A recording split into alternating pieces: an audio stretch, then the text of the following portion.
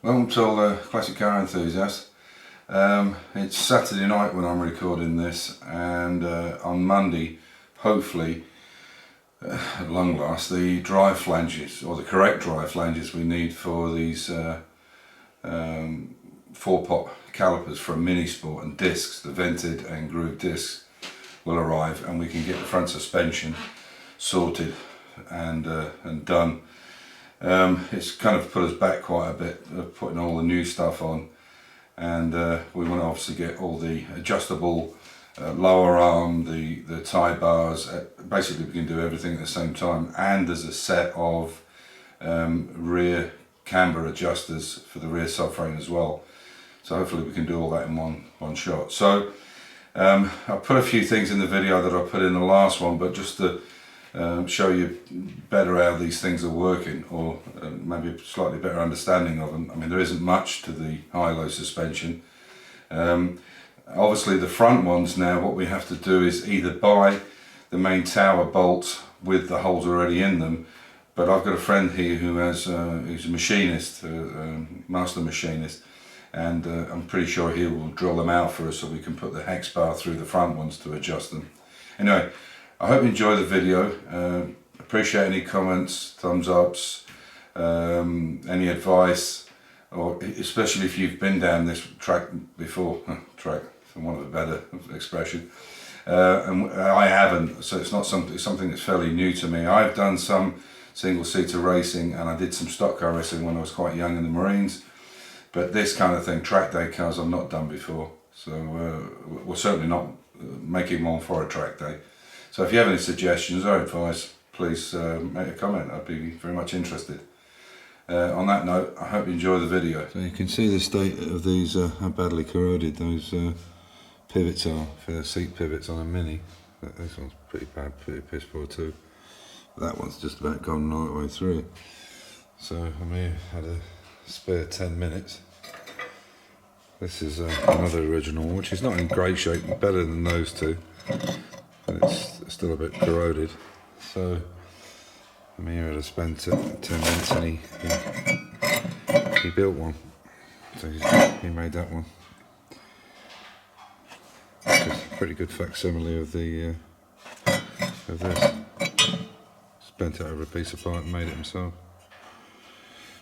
So this is the two engine jigs side by side. This is the one for Paul. This is our one. The only difference is there's about a ½ centimetre height difference. That's in there all. And that is only because the wheels are larger on this than they are on the one I've made for Paul.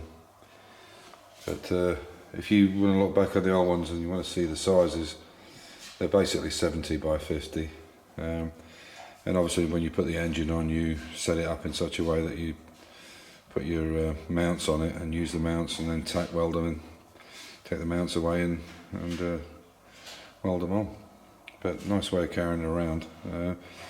And as I say, on this one here, I made this piece flush. Let me open it up. So I made that flush so we can put a piece of wood right the way across. But Paul won't be doing that with his, he wants it just for the engines. So there you go. So I'll be bringing both of these to the UK. Hopefully when we're at Paul's we can put an engine on this and try it. And the race engine for the Mini is going to go in this one. So as you can see, there's the bar going through. Amir's going to turn it for us, and you can actually see this working now. So obviously that's raising the car, and then obviously the opposite, if he wants to go down, you can see you can lower it. And that's the system, and we've got this nut back right off, but what we can do is actually take it out.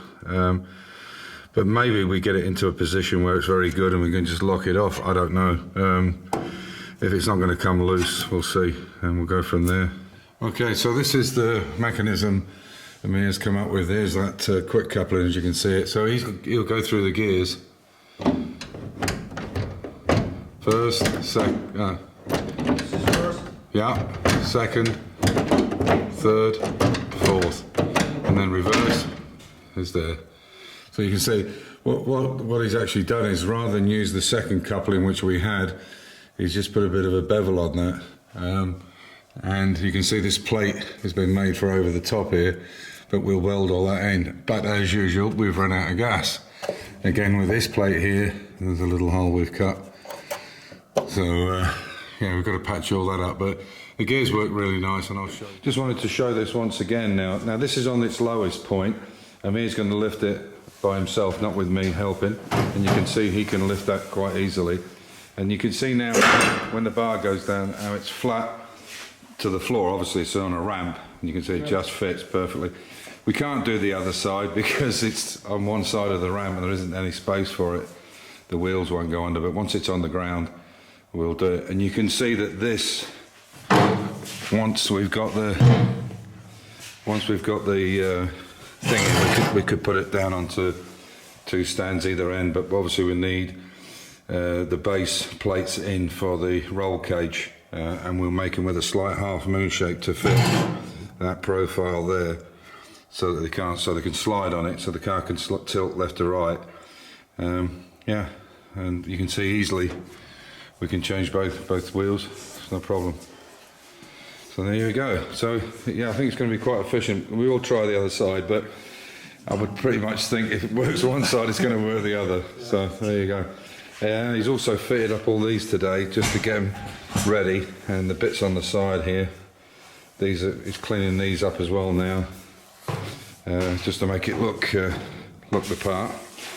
And if he takes off, should we pop it back down? Yep. Just to show you how quick that does work, you can just easily pop it down. Don't want it throwing out, so we've pop this bonnet off, and I'll just show you some bit inside. So you can see now we've got that air pipe inside. So what we're going to do now is, these are all secured, you can see the pipe going up.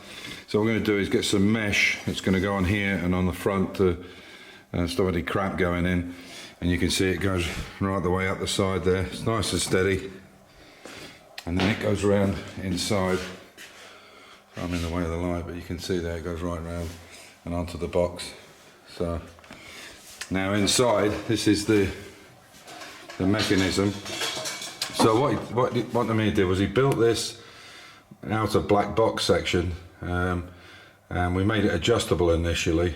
You could knock it backwards and forwards, but we found an almost perfect sweet spot for it. And strangely enough, it was by using the holes on the back here where the bobbins go through. So that's an indication you can use that, but we only use one universal joint, this one here. The one on the bottom we didn't use, which is what came with it from Neil. There's the other one here. So yeah, and we put that bigger gear stick on it because the CAD one is just a bit shorter. We've also, what else did we do on the oh yeah, on the pedals here. On the pedals, what we did, we put I don't know if you can actually, that's it right in the way, that light. Can you just move to the left a little bit? Yeah, no, there you go. You can see here, there's where that rod goes through, that adjustment rod, there's a bearing in there, like a rose joint, but it was very, very wobbly. So what we've done is, on one side we've put a heavyweight washer in it, which is the same size as the thread, and now the pedal is much, much better. It was a bit erratic, to say the least. And that spring you can see there is from a bonnet catch on a Mini, and we're going to weld some upsets in there so that spring can be used. Can you just show them operating it? Yeah. So you can see how that spring will work, and then if you point to that piece there where it's showing the, on the end, yeah, see now that works now, nice and straight. Before it was a bit wobbly, wasn't it? Yeah, it's so much better now. And obviously the pedals, Amir's moved the pedals around, he's heated them and bent them slightly, because they sit straight and better. I'll take you out and show you. So you can see there that this pedal's been bent out to the side, and this one slightly. It was to give them you know, a bit more room in between them for your clutch and your brake and your accelerator, but they all work now, so everything's good. This is nice and tight. We can still move it. We just need to now get this steering shaft sorted out. I think I'm probably going to go to Car Builder Solutions for some kind of universal joint, but I think that's what we're going to do. And then in here, we'll put flexi hoses up here for the front left brake, front right brake, and the rear brakes. So they'll come up here on this bulkhead so we can actually get to the unions. And that one over there, we'll just put a cover on it. So that's where we're at. Looking good. So tomorrow, Monday, it is now Saturday. And on Monday we're hoping that the parts turn up. Just a quick look at the front. You can see that's how it's going to look. So what we're thinking, or what I was saying to Amir is if the car's going to be like a baby blue or a Speedwell blue. What's the colour we've got? It's called, I've forgotten the name of it. It's light baby blue or something, I think it's called. Anyway, so what we're going to do is it'll be the Golf colours, which is the baby blue all over with the orange stripe down the middle. And then the covers we're going to do in orange, and then obviously the orange stripe will come out a bit.